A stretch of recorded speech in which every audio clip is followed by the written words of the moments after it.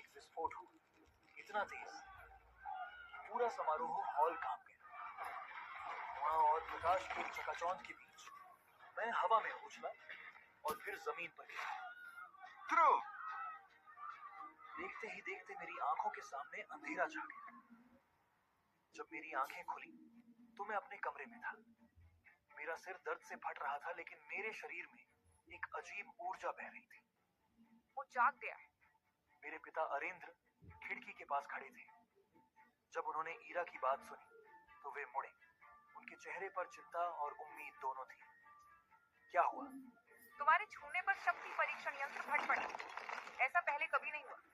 अधिकारी अभी भी यह पता लगाने की कोशिश कर रहे हैं कि क्या हुआ था। यंत्र तुम्हारा स्तर रिकॉर्ड करने से पहले ही फट पड़ा। कोई नहीं जानता कि तुम्हारा शक्ति स्तर क्या है। पूरा शहर इसके बारे में बात कर रहा है। कुछ कह रहे हैं कि यंत्र में खराबी थी और कुछ का मानना है कि क्या? कुछ लोग कह रहे हैं कि अंदर कुछ अलग है, कुछ ऐसा जिसे यंत्र मापने में असमर्थ था। तुम आराम करो, कल हम इस बारे में बात करेंगे।